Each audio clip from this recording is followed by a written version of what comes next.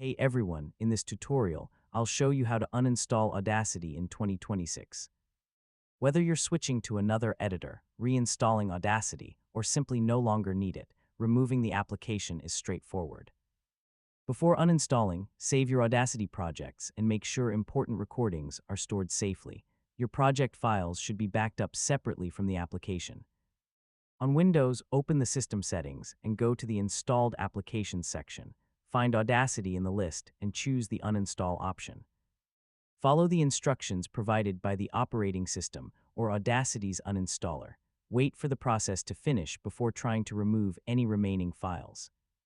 On macOS, locate Audacity in the Applications folder and move it to the trash using the normal macOS process. On Linux, the exact uninstall method depends on how Audacity was installed. You may need to use your software manager or the same package management system used during installation. Keep in mind that uninstalling the main application may not remove every user preference, configuration file, cache, or plugin.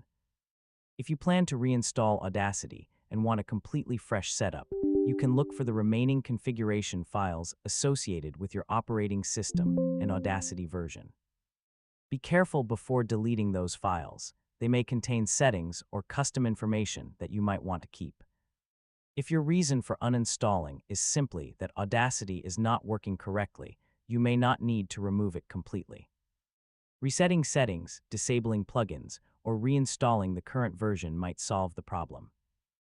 Always keep your original recordings and project files in a separate location before making major changes. After uninstalling, restart your computer if necessary. If you later want Audacity again, download the current version from the official source and install it normally. And that's how to uninstall Audacity. Back up your projects, remove the application through your operating system, and only delete leftover configuration files when you're sure you no longer need them. Thanks for watching, and I'll catch you in the next